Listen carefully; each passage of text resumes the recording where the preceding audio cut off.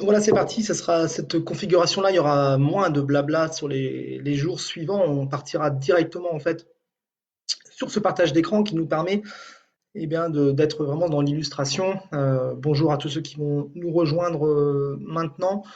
Vous êtes bien sur les cafés du web, un format d'une demi-heure, 30 minutes maximum, questions comprises, au moment où vous avez un peu de temps de tablette et d'ordinateur disponible pour pouvoir suivre. Ce qui ne veut pas être une formation, c'est ce qui se veut être en fait un échange de bonne idée, c'est que moi, je vais m'appuyer à la fois évidemment sur mes connaissances, mais également sur des bons exemples, des bonnes pratiques. Je vais éviter un maximum, pardon, d'être trop technique. N'hésitez pas à m'arrêter s'il y a des questions qui vous interpellent, des termes que vous ne comprenez pas, mais logiquement, c'est compréhensible, accessible à tous. Et on se donne donc rendez-vous aujourd'hui sur la thématique de Google et du référencement naturel. Demain, on parlera des réseaux sociaux et vendredi, on finira la semaine sur la publicité sur Google. Est-ce que j'y vais pas et combien ça peut me coûter? Donc l'objectif aujourd'hui, c'est Google, c'est du référencement naturel et on va essayer de comprendre un petit peu les enjeux du référencement et le suivi des performances. Euh, on part en fait voilà, avec un constat qui est implacable. En France, il y a Google, je dirais même en Europe, il y a Google, et il y a les autres. 93% des recherches se font sur Google, ce qui est à la fois ce qui a permis à Google en fait d'être hyper puissant et d'être hyper performant dans ses recherches. Le revers, on va dire, de la médaille est que, eh bien, on a une situation de monopole de la part de Google et que, pour faire court, quand vous avez une entreprise, ne pas s'intéresser à ce qui se passe sur Google, forcément, ça vous met en difficulté et vous met en retard par rapport aux autres. Il y a des émergences, il y a des nouveaux moteurs de recherche qui apparaissent. On peut voir dans la liste, on a du Bing, on a Yahoo, on a Quant aussi, dont on entend beaucoup parler, mais en France et en Europe, Google représente 93%, ce qui est évidemment fondamental. Juste une petite chose, le référencement naturel, alors ça s'adresse aussi notamment à des gens qui sont peut-être en création de site web. Le référencement naturel, il a plusieurs noms. On va parler de référencement naturel, évidemment, c'est du français. Mais comme dans beaucoup de domaines, et surtout celui du web, les anglicismes sont super présents. Donc le référencement naturel, si sur un devis, vous entendez parler du SEO, le Search Engine Optimization, c'est du référencement naturel. Vous pouvez aussi entendre parler de référencement organique. Voilà, donc ce sont des termes qui veulent dire globalement la même chose. On l'oppose, alors l'idée c'est pas de l'opposer, mais globalement il y a tout ce qu'on va mettre en œuvre sur son site internet pour essayer de grappiller des positions dans Google, c'est ce qu'on appelle du référencement naturel. Par de la technique, on va voir, par de la technique, par du contenu, par des actualités, par des images, par de la vidéo, enfin voilà un peu tout ce genre de techniques possibles. Et puis finalement, on a face à cela une thématique dont on va parler vendredi prochain, qui est plutôt une thématique de publicité. On aura le temps d'en parler, c'est du SEA ou du SEM, c'est du référencement payant. On achète des clics sur Google. Ce qui nous intéresse aujourd'hui, c'est le référencement naturel. Alors déjà, une première chose, c'est que dans Google, les choses ont bien changé. Moi, je me mets volontairement et sans aucun souci dans la case des anciens du web. Un ancien du web parce que eh ben, on pratique le web depuis les années 95 environ et que ça fait déjà un petit bout de temps et que les choses ont drôlement changé. Moi, j'ai le souvenir aussi notamment d'accompagner des entreprises il y a encore une dizaine d'années où finalement la stratégie était une stratégie uniquement basée sur du référencement naturel, donc la capacité de ce site à remonter dans les résultats et on mettait des budgets conséquents. Mais globalement, c'était quoi le référencement naturel? C'était uniquement en fait ce que je suis en train de vous montrer, ce que je suis en train de vous montrer à l'écran. Vous savez, le principe de Google, c'est de dire finalement, vous recherchez quelque chose. Moi, je vais interroger ma base de données, mon algorithme a travaillé sur votre site. Mon algorithme est venu en fait regarder ce qui se passait sur votre site pour finalement faire ce classement. C'est-à-dire, quand je tape, moi, par exemple, Serupa dans le moteur de recherche, eh bien, il va me mettre potentiellement ce qu'on appelle du lien de site. Ça, c'est ce qu'on connaît de Google. C'est ce qu'a toujours fait Google, c'est mettre de l'ordre dans les pages web.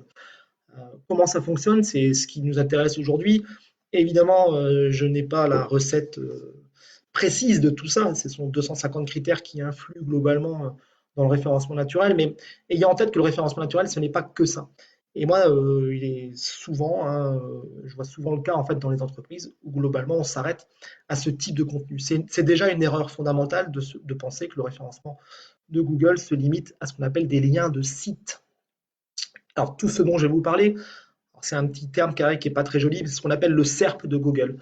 Donc le SERP de Google, vous le voyez, le S c'est Search, E c'est Engine, R c'est Result et P, c'est page. Donc en fait, ce qui veut dire que en fonction de ce que vous allez taper dans le moteur de recherche, en fonction de ce que vous allez taper dans Google, vous n'aurez pas les mêmes résultats. On n'aura pas forcément du lien de site. Qu'est-ce qu'on peut trouver? Donc évidemment du lien de site, c'est ce qui nous intéressera tout à l'heure, mais on peut aussi trouver de l'AdWords, on en parlera vendredi. On peut aussi trouver des images, on peut aussi trouver ce qu'on appelle un panneau de connaissances, généralement c'est du Wikipédia. On peut trouver ce qu'on appelle du pack local, on en parlera aussi lors d'un prochain atelier. On peut trouver des vidéos, on peut trouver du Google Shopping, on peut trouver des actualités. Bon, globalement, il y a énormément de résultats et de différents types de résultats qui vont être présents dans Google. Et c'est vrai que ça complexifie drôlement les choses, puisque en fonction de son domaine d'activité, vous n'aurez peut-être pas forcément ce qu'on appelle le même SERP. Si vous tapez bâtiment agricole dans Google, si je retrouve les images par exemple, et ben, bâtiment agricole, ça fait souvent la une de l'actualité. Il y a un feu, il y a un incendie dans le bâtiment agricole, ce qui veut dire que cette thématique, ce type de résultat qui est de l'actualité, va être souvent mise en avant dans le moteur de recherche. Donc vous allez me dire comment je fais, c'est-à-dire comment je m'y prends en fait pour faire les bons choix. Et ben, ce qui est intéressant et ce qui est rassurant en fait dans le référencement naturel, c'est que globalement, il y a plein d'outils. Il y a énormément d'outils qui existent pour y voir un peu plus clair et savoir exactement par domaine d'activité quel est le type de résultat que Google recherche. Je quitte en fait tout ça et je vous montre un outil. Il y aura tout à l'heure une diapositive qui va synthétiser. Il y a un outil, alors qu'il y a un outil, on va dire un des outils leaders du marché, SEMrush, SEMRUH,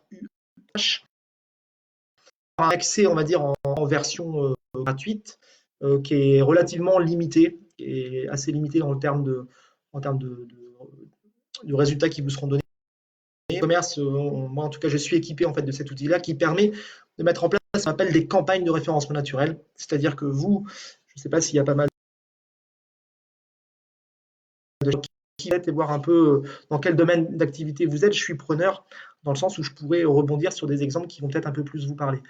Mais ces outils-là sont juste phénoménaux dans le sens où si moi je suis, je sais pas, je suis réparateur de vélo, et bien je vais interroger cet outil-là en lui demandant de me sortir toute l'activité en termes de référencement autour de cette expression-là. C'est-à-dire qu'il va me dire exactement combien de personnes par mois tapent cette expression-là dans Google, et il va me dire si c'est compliqué ou si c'est pas compliqué de venir remonter une page dans les. Si je regarde un petit peu ici, je m'aperçois que réparateur de vélo, c'est une expression qui est tapée 2400 fois dans le moteur de recherche de Google, à l'échelon évidemment national. Alors, je comprends bien que si on est réparateur de vélo dans une commune des Côtes-d'Armor, on n'a quasi aucun intérêt d'être présent sur Google France et d'être trouvé à l'autre coin de la France, je l'entends bien. On aura d'ailleurs une thématique qui va plutôt être le My Business autour de ça. Mais là, ce qui nous intéresse vraiment, c'est de savoir comment je peux remonter techniquement des pages en premier résultat de Google. Donc, on s'aperçoit que le réparateur de vélo, il est tapé 2400 fois dans le moteur de recherche. Et je ne sais pas si sur votre écran vous voyez, mais globalement, on a des indices de difficulté qui permettent de nous dire est-ce que c'est compliqué ou est-ce que c'est pas si compliqué de remonter une page dans les premiers résultats de Google. On s'aperçoit là que ce réparateur de vélo, on a un indice de difficulté qui est de 78%, qui est globalement très, très compliqué à aller chercher. Et dans le fameux SERP de Google dont je vous parlais, c'est-à-dire Google, quand on tape réparateur de vélo, qu'est-ce qu'il recherche exactement comme type de résultat? Ces outils nous disent qu'il va chercher du pack local, donc du Google My Business, on en reparlera la semaine prochaine, mais il va aussi chercher des images, des liens et des avis et autres liens publicitaires. Donc, ce qui veut dire que pour la même expression, qui est celle de réparateur de vélo, Google privilégie 4 types de résultats. C'est-à-dire que si je suis réparateur de vélo et que je me dis tiens, je vais faire de la vidéo pour essayer que cette vidéo soit détectée par Google, qu'elle remonte dans les résultats Google, que les gens basculent peut-être sur ma chaîne YouTube et autres pour finalement générer un peu de trafic sur mon site, l'outil vous dit clairement attention, Google ne recherche pas de contenu vidéo autour de cette expression-là. Donc vous imaginez bien, vous, en tant que chef d'entreprise ou en tant que chargé de communication dans votre entreprise, que votre travail, il n'est pas forcément technique. Votre travail il va plutôt être de détecter ces expressions-là. Donc comme je vous disais, vous avez quelques outils à votre disposition, mais je vais me permettre de repasser en fait sur et de jongler un petit peu, c'est que globalement, il faut très très vite dissocier ce qui va relever de votre domaine d'activité, de votre devoir, et ce qui va relever en fait du domaine de l'agence. Euh, pour faire court, vous êtes par exemple préparateur de vélo, si jamais je reprends cet exemple-là, vous devez vous amuser en fait à lister les 10 expressions sur lesquelles vous devez être. C'est ce qu'on voit sur l'écran, c'est ce qu'on appelle les 10 must.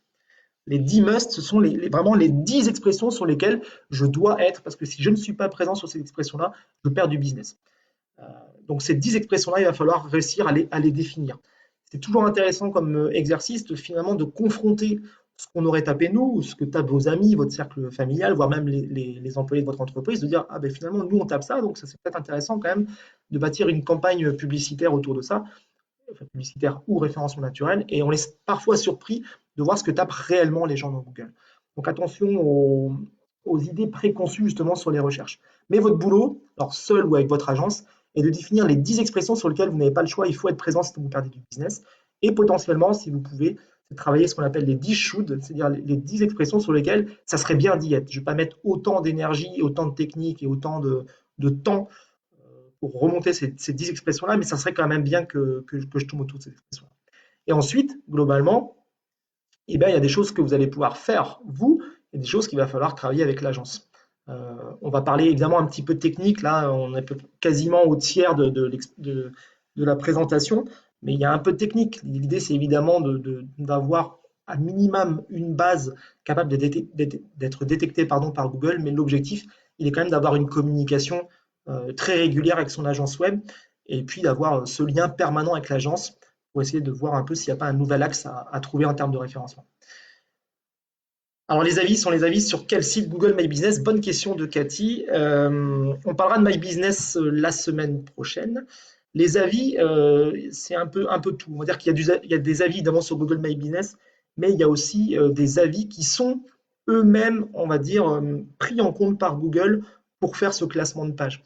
Euh, si vous avez un site internet, on pense notamment à des gens qui sont sur des sites internet avec des bases de sites e-commerce avec des fiches produits, on a la possibilité, et là je pense à Cathy, on a la possibilité de mettre en fait sur cette fiche produit un système d'avis qui va être détecté par Google et qui va permettre à Google finalement directement dans ses résultats, dans son SERP, hein, de mettre en fait ces avis-là. C'est-à-dire si moi je tape trottinette électrique, il y a fort à parier finalement que dès la première page de Google, dès le SERP de Google, je me retrouve.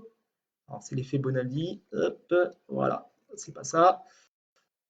Voilà, Cdiscount par exemple, intégrer Google, Cdiscount a intégré cette stratégie-là. Dès le SERP de Google, on est capable de voir que cette URL va envoyer vers la page de catégorie électrique, mais la note, elle apparaît directement sur le résultat de Google. Ça, ce sont des micro-données que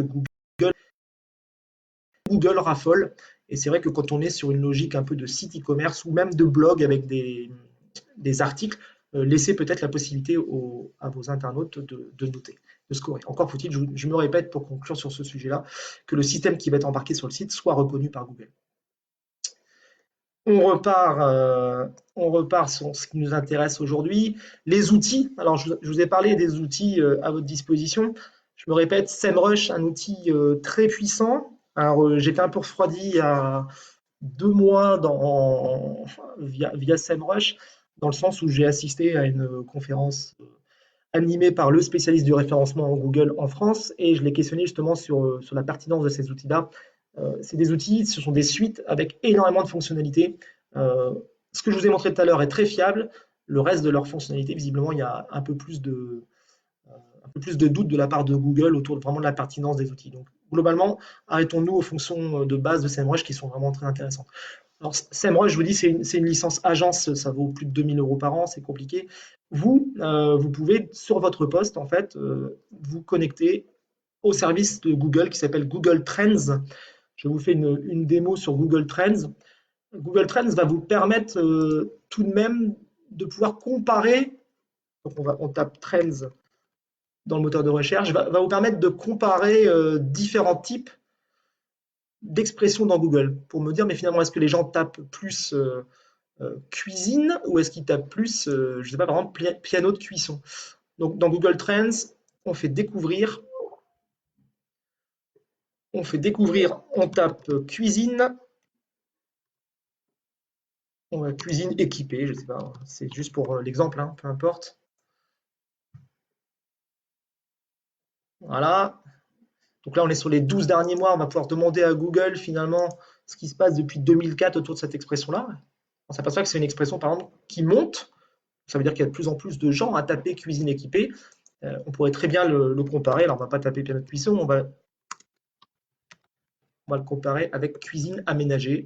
C'est peut-être pas un bon exemple, mais globalement, voilà. Et on s'aperçoit que il y a quasiment 3 fois plus de personnes à taper cuisine aménagée que cuisine équipée. Seul bémol de ces courbes-là, c'est qu'on va de 0 à 100, mais on n'a aucune idée de la volumétrie. On ne sait pas ce que représente le 100. 100 étant le point culminant. C'est-à-dire qu'il n'y a jamais eu autant de personnes à taper cuisine équipée en janvier 2017.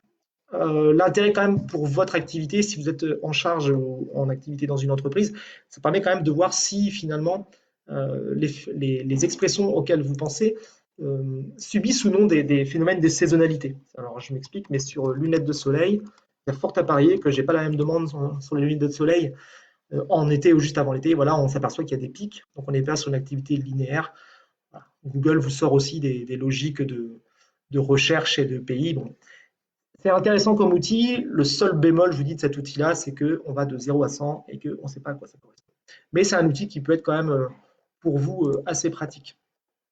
On repart sur le diaporama. N'hésitez pas à me solliciter par des questions si vous en avez. Si je parle trop fort, trop vite, si c'est pas assez clair, si c'est trop technique, n'hésitez pas. Ça me permettra aussi, moi, de m'améliorer pour les prochains. On passe rapidement sur Answer the Public parce que c'est quelque chose d'un peu trop, on va dire, grand public. Amusez-vous à aller voir ce site-là, il y a des choses intéressantes, mais on va pas forcément s'arrêter dessus. Ça, on va oublier aussi. L'idée étant, alors là, vous n'allez pas voir énormément, je pense, mais l'idée étant finalement d'arriver à ça pour vous, c'est-à-dire de mettre en place une campagne de référencement. Je m'explique pour le tableau s'il y a certains qui ont du mal à le voir. La première colonne à gauche, c'est une expression ciblée. Je disais tout à l'heure que l'objectif, il était de définir les 10 expressions. Quelles sont les 10 expressions sur lesquelles je dois absolument être présent si je veux être dans la course. Donc on liste ces 10 expressions-là. Quand on a évidemment accès aux outils, la deuxième colonne, on met le volume de recherche. Donc là, on s'aperçoit que par exemple pour élevage porcin, on s'aperçoit qu'il y a 250 personnes qui tapent par mois euh, élevage porcin dans le moteur de recherche. Et bien, les 3 colonnes suivantes sont les 3 types de résultats que Google apprécie en ce moment pour ce genre de choses, c'est-à-dire que élevage porcin, eh bien, on est sur, pareil, du reviews sur le premier lien. Il y a de la vidéo pour le coup. Tout à l'heure, on parlait de l'impact de la vidéo. Ben là, par exemple, sur élevage porcin, on s'aperçoit que le deuxième type de résultat que Google cherche, ce sont des vidéos. Donc, on a plutôt intérêt à bien travailler sa vidéo si on en a. Est-ce qu'on se lance sur de la vidéo spécifiquement à voir? Ça, c'est à discuter avec votre agence. Et le troisième type de résultat que Google apprécie autour d'élevage porcin, c'est du lien, c'est du site, c'est de la technique, c'est de la page. Cette colonne, en fait, l'idée pour vous, c'est quoi? C'est finalement de se dire, ben, OK, j'ai visé cette expression-là, je sais quel type de résultat Google apprécie. Ben, quelle est la page en fait, de mon site internet que je vais consacrer en fait, à cette expression-là? Et ça, c'est un indice hyper important. C'est une petite astuce vraiment très, très importante que vous pouvez noter. Mettez-vous en tête que pour chaque expression que vous allez viser, il vous faut une page de votre site web en face. La page d'accueil n'étant pas la page fourre-tout où finalement on va essayer de viser toutes les expressions. Non, non, une page, un mot-clé. Alors c'est facile quand c'est plus facile quand on a des sites avec un gros volume de pages parce que ça permet d'aller plus loin dans le référencement, mais au maximum, essayez de consacrer une page par référencement, par expression. Le coût par clic, on en reparlera un peu plus tard. Et globalement, ça c'est pareil, on en reparlera un peu plus tard. J'ai une question, SEMrush versus Neil Patel. Je ne connais pas Neil Patel. Je ne connais pas Neil Patel. SEMrush étant, je crois, le leader. J'ai eu une formation là-dessus, je ne connais pas. Mais il y a fort à parier, il n'y a pas que SEMrush qui existe. Donc, regardez bien. Par contre, ce qui est intéressant dans ces outils-là, c'est vraiment de voir si la volumétrie, elle vous est donnée et les indices de difficulté. Pourquoi c'est important d'aller dans les indices de difficulté? Parce que souvent, moi, je m'aperçois, ça c'est l'expérience qui parle, mais que globalement, j'interviens régulièrement dans des entreprises où on s'est arraché les cheveux, on a dépensé de l'argent pour finalement des résultats qui ne sont pas extraordinaires et on se décourage et on abandonne. Alors qu'il ne faut pas abandonner. peut-être que finalement vous n'avez pas bien ciblé les expressions. Pour moi, le travail de ciblage, il est quasi aussi important que le travail derrière d'optimisation du site. Bonjour à Anne-Gabrielle et bonjour à Julien Le Guenec. Alors après, comment ça fonctionne? On a détecté les expressions, on a travaillé avec son agence ce tableau qui permet de définir les 10 expressions et la manière dont on va s'y prendre pour atteindre ces objectifs. Après, il n'y a pas de secret, il faut aller sur le site et il faut mettre en place cette campagne et l'optimisation page par page. Alors, je vais vous montrer un outil hyper, par contre, intéressant. Je quitte ici et je vais ouvrir n'importe quel site. Je vais ouvrir un site, on parlait tout à l'heure de réparateur de vélo, peu importe. Hop, je vais désactiver ça. Je ne vais pas ouvrir les pages jaunes. Je vais ouvrir cette page qui s'appelle vélo.fr. Vous voyez tout en haut là dans mon mail. Moi j'utilise Chrome, mais on peut le faire qu'avec Chrome.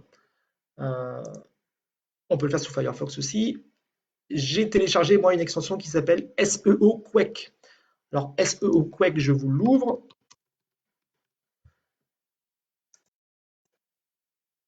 Et vous allez voir que SEO Quake, on a n'importe qui, c'est accessible à tous, c'est gratuit. L'installation est très simple, rapide. On vous propose de l'installer en fait, de l'installer ici, de le télécharger SEO Quake. Un clic va nous permettre en fait d'arriver à la page de téléchargement. Si vous êtes sur Chrome, en clic, ça y est, automatiquement le SEO Quake s'installe et vient en fait se loger tout en haut à droite de votre navigateur. Donc vous le ferez si ça vous intéresse. En tout cas, je vais vous montrer à quoi ça sert ce petit outil-là qui est quand même super intéressant. Donc rappelez-vous, pour ceux qui arrivent là, donc je viens en fait de taper réparateur de vélo dans Google et cette page est plutôt bien repérée par Google et est remontée relativement haut dans les résultats de recherche. Alors pourquoi? Alors, on ne va pas forcément tout savoir là en analysant la page, mais en ouvrant le SEO Quake là, donc un clic ici et je vais cliquer sur diagnostic. Et dans le diagnostic de la page, finalement, SEO Quake va m'ouvrir un audit de référencement naturel de cette page pour permettre vraiment d'aller voir les éléments clés de la page. Et c'est là où, si certains ont, comme moi, suivi des formations web il y a une dizaine d'années, appuyez sur le bouton Reset situé derrière votre oreille pour remettre toutes vos connaissances à zéro parce que les choses changent tout le temps. Tout le temps, tout le temps. Google nous communique assez régulièrement la nouvelle donne en fait en termes de référencement, mais globalement, ce qui marchait il y a 10 ans ne marche plus, ce qui marchait il y a 5 ans ne marche plus. Il y a encore des choses qui fonctionnent, il y a des choses qui restent, d'autres qui disparaissent complètement. Et il y a en tête que, j'espère que les amis de Google ne nous écoutent pas, mais en fait, pour Google, il n'a pas forcément trop d'intérêt de vous dérouler le tapis rouge systématiquement. L'idée étant de faire évoluer l'algorithme pour que aussi les gens ne s'endorment pas sur leur laurier, amènent du contenu et autres. Le contenu, justement, c'est ce qui réellement maintenant est regardé par Google, parce qu'ils en ont eu un peu assez finalement de se retrouver avec des apprentis sorciers du référencement qui bidouillaient, qui faisaient de la technique, mais au final, on faisait de la technique sans jamais penser au final à une chose essentielle qui est à son client, à son internaute, à son visiteur. Donc tout ce qui relève de la technique, certes, est important, mais mettez-vous en tête, comme sur une voiture, la technique que vous allez mettre en place sur le site, c'est uniquement tout simplement de l'optimisation de l'équilibrage de votre voiture. C'est-à-dire que sans ça, c'est même pas la peine de prendre la course. Alors qu'est-ce qui fonctionne sur une page? L'URL, donc l'URL, je m'explique. Là, on est sur un site internet qui s'appelle velook.fr. Leur URL, derrière le velook.fr, monentreprise.com/velook.fr, on va retrouver réparation-vélo-dépannage-start-up. Attention, SEO Quake vous dit c'est optimal, il vous le met dans le vert. Il est uniquement capable finalement de regarder la longueur de l'URL et pas forcément les termes qui sont présents dans cette URL. Ce qui vaut des fois 100 ou on va dire on va partir sur une base de 100, l'URL ça vaut pas 100 points en référencement. Avant ça valait 100 points. C'est-à-dire qu'il y a 10 ans, si vous achetiez un nom de domaine réparation-vélo .fr, vous étiez le roi du pétrole parce que Google se dit, oh là là, ce site doit vraiment parler de réparation de vélo, puisqu'il s'appelle réparation vélo. Donc ça a été l'époque où on achetait des noms de domaine à rallonge. Donc tout ça a un petit peu changé. C'est toujours important l'URL, mais ça ne vaut pas autant qu'avant. Cathy me dit que le son est coupé. Faites-moi signe si le son est coupé parce que ça va être, sinon je suis en train de parler dans le vide. Le titre de la page, il est très important aussi. Donc on va essayer dans ce titre de la page de venir insérer en fait l'expression qu'on va viser. Donc si jamais je vise réparation de vélo ou réparateur de vélo, eh ben, il faut que dans mon titre, je retrouve aussi cette expression-là. Même chose que l'URL, attention, ça ne vaut pas 100, c'est pas parce que vous faites une bonne URL et un bon titre que ça y est, bingo, Google vous ouvre, vous déroule le tapis rouge, mais ça fait partie des choses essentielles. Je vous parlais tout à l'heure d'éléments hyper importants avant, c'est ce qu'on appelle la description méta. La description méta, vous savez, c'est ce qui, quand je vais dans Google et que je retape réparation de vélo, la métadescription, c'est ce qui va venir se situer, hop, c'est ce qui va venir se situer, mais évidemment ici, voilà, on a une date, il y a besoin d'une date, et on a deux phrases qui expliquent un petit peu le contenu de la page. Hop, je vais par là, c'est pas ce que je vais faire. Alors la métadescription, elle était hyper importante, pareil, il y a quelques temps, elle était très très très importante. Elle ne l'est plus, elle l'est uniquement maintenant en termes d'incitation marketing. C'est-à-dire que globalement, Google ne va pas forcément regarder ce qui se passe dans votre métadescription. Avant, c'était un endroit où justement on mettait réparation vélo, dans tous les sens, on le répétait. Il n'y avait pas forcément d'intérêt pour l'internaute, mais en tout cas, on essayait de tromper Google et d'amener son algorithme vers notre page. La métadescription, elle n'est quasiment plus observée par Google. Par contre, servez-vous de cette métadescription pour inciter au clic. Utilisez des verbes, par exemple, d'action. Là, sur notre exemple de réparateur de vélo, on aurait très bien pu avoir une métadescription qui serait faites confiance à velolook.fr. Voilà. Donc, pas d'intérêt en termes de référencement naturel. Par contre, une incitation marketing, une incitation au clic. Pareil sur les choses qui fonctionnaient avant, qui ne fonctionnent plus, la fameuse méta keywords, les mots-clés méta, ça ne sert plus à rien. Google ne le regarde plus. Même chose avant, les techniciens du web mettaient des méta et des méta à tire-larigot sur leur page, plus d'intérêt. Même pas forcément besoin de vous y intéresser. Les en-têtes. Les en-têtes, c'est ce qu'on appelle le balisage H1, H2. Ça, c'est important. Partez du principe que quand Google arrive sur votre page, il a besoin finalement d'y voir un peu plus clair. Évidemment, ça, pour certains, ça va pas du tout vous parler. Google, quand il regarde votre site, il voit en fait cette partie-là de votre site. Il voit ce côté-là, pour ceux qui connaissent, hein, tant mieux, mais pour ceux qui ne connaissent pas, ce charabia. Et dans tout ce charabia, en fait, il va chercher ce qu'on appelle la H1. Et la H1, c'est l'information la plus importante de votre page. C'est-à-dire que vous êtes en train de lui dire, tu viens avec ton algorithme sur ma page, si tu dois retenir une seule information sur ma page, je te la mets en H1. Donc essayez quand même au maximum de soigner vos balises H1. C'est hyper, hyper important. Et là, c'est un équilibre. C'est le difficile équilibre entre mettre une H1 que Google va bien détecter pour vous aider à monter en référencement naturel, mais aussi une H1 qui ne va pas perturber la visibilité de la page par l'internaute. Ça, c'est des fois un peu la difficulté. Imaginons que si on reprend cet exemple et que, alors la H1, je ne sais pas, je vais la trouver, elle est là, elle est là. Lui, sa H1, c'est par exemple faire réparer son vélo d'occasion en bas de chez soi. Donc sa H1, elle est là. Super. Pour l'internaute, c'est parfait en gras, un terme un peu sympa, c'est plutôt sympa. Mais rappelez-vous que cette page-là, je l'ai trouvée en tapant réparateur de vélo. On aurait eu tendance peut-être à dire, je vais essayer de trouver, en tout cas de placer réparateur de vélo dans la H1. Pas de panique, c'est pareil. Soit vous avez la main sur votre site et vous êtes en mesure en fait de toucher ces balises-là, soit en fait c'est le boulot de votre agence web. Hein. On dit attention, hein, il y a une différence entre mettre en place la campagne et puis parler avec son agence pour essayer de trouver un peu les bons axes.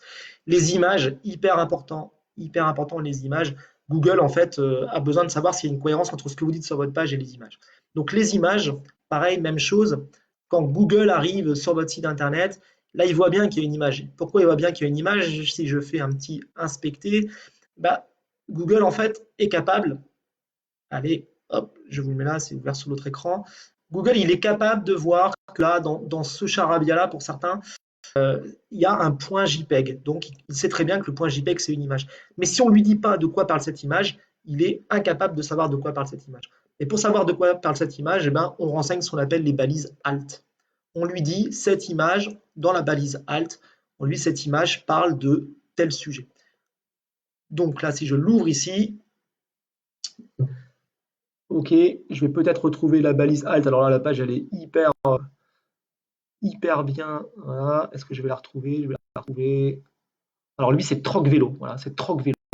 Donc là, on pourrait se dire, mince, c'est dommage. Alors, est-ce qu'il a visé Troc Vélo, puis finalement, il s'est un peu planté dans son référencement? Mais finalement, il aurait peut-être pu mettre quand même dans sa balise alt réparateur de vélo. Alors, il est quatrième, hein, c'est peut-être des petites choses qui pourraient peut-être aussi le faire remonter de la quatrième à la troisième place. Et vous imaginez bien tous les enjeux de grappiller quelques places comme ça. SEO Quake vous permet aussi de calculer un peu le ratio entre le texte réel, le réel contenu que vous mettez sur votre page, et tout ce dont votre page a besoin pour charger ou pour afficher certains éléments. Donc là, vous voyez, on a un ratio qui est un peu faible. Euh, ça revient à ce que je vous disais tout à l'heure, finalement, c'est finalement Google a complètement changé la règle du jeu. Google, en fait, souhaite que les pages amènent vraiment du contenu, moins de technique, mais plus de contenu. L'idée, attention, pareil, toujours le même équilibre, de trouver un équilibre entre ce qui va être lisible. Bon, il y a plein de petites techniques pour finalement, sur la même page, en savoir plus, ce genre de choses. Enfin, attention, ne pas non plus surcharger ces pages de texte comme on faisait avant. Ça peut avoir comme effet quand même de faire fuir et de faire un peu peur à votre visiteur. On va pas parler des micro-formats, c'est important, c'est trop technique et on arrive quasiment à la demi-heure. Les enfants vont se réveiller et vous aurez plus accès à la tablette. Et puis les choses de base en termes de référencement, mais ça se fait qu'une fois sur le site. Veillez bien, hein, si vous avez téléchargé SEO Quake, veillez bien sur votre site internet que ces éléments ont été mis en place par votre agence. On a besoin d'un robot TXT, on a besoin de ce qu'on appelle d'un sitemap.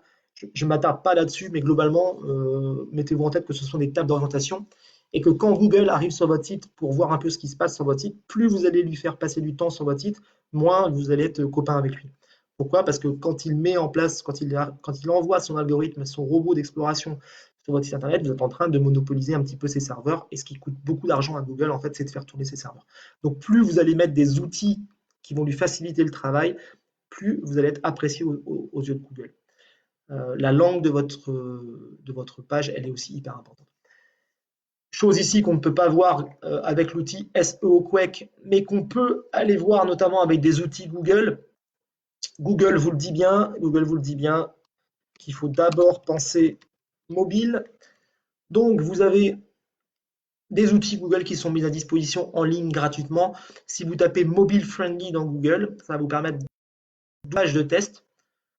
Parce que ça prend pas un peu de temps, ça prend 1 ou 2 minutes, mais et à peine. Mais globalement, on peut lui dire, on peut lui demander si ce site-là est un site qui est adapté au mobile. Et ça y est, hein, l'algorithme de Google l'a bien dit, pensez d'abord mobile. Et désormais, maintenant, ce sont vraiment les résultats mobiles qui comptent. Donc, tout ce que je vous ai dit, finalement, si vous êtes super bon sur PC et que finalement vous êtes un peu mou en référencement là-dessus, enfin, l'optimisation sur votre mobile, ça va être compliqué. De toute façon, vous n'arriverez pas forcément à remonter. Donc, vous voyez, le référencement, c'est un juste équilibre. Vous voyez, cette page, elle est adaptée mobile. Après, regardez aussi les problèmes liés au temps de chargement de page qui sont aussi très importants. Aucun intérêt pour Google de référencer et de remonter dans ses résultats des pages qui mettent du temps à se charger. Donc c'est un juste, pour conclure, c'est un juste milieu en fait entre du réel contenu, entre de l'optimisation technique mais pas trop, et aussi surtout un gros travail en amont avec votre agence de détection d'expression. Quelles sont les expressions qui sont tapées par vos visiteurs et qui vont permettre de remonter. On n'a pas parlé des liens, on fera quelques autres sujets là-dessus. J'en ai fini, moi, je sais que ça va vite, c'est un format une demi-heure. Je reste, moi, connecté encore 3-4 minutes pour des gens qui ont des questions, en fait, auxquelles je vais pouvoir répondre. Si je ne peux pas y répondre en direct, je peux y répondre comme ça après coup. On se donne rendez-vous demain de toute manière pour les réseaux sociaux, on parlera des réseaux sociaux. On montrera notamment des exemples d'entreprises des Côtes-d'Armor qui fonctionnent globalement bien et qui ont compris en tout cas l'intérêt des réseaux sociaux. On risque peut-être d'être diffusé demain directement sur la page Facebook de la CCI. Attention, grosse promotion, avec 2000 personnes qui la suivent. On risque comme ça d'avoir une audience un peu supérieure. N'hésitez pas, c'était une première pour moi, n'hésitez pas à me faire part de vos retours sur le format. Est-ce qu'il n'y a pas eu de problème technique? J'ai vu quelques problèmes de son, peut-être qu'il y a une connexion un peu faiblarde. Et puis j'espère que ce que j'ai pu vous dire, en tout cas, vous a un peu éclairé, un peu plu. Et puis, merci à vous. Voilà, je reste connecté quelques temps pour répondre aux questions. Et pour les autres, je vous souhaite une bonne fin de journée. Et puis à demain si vous êtes là, vous serez là. Mais en tout cas, si ça vous a intéressé. Merci, à bientôt.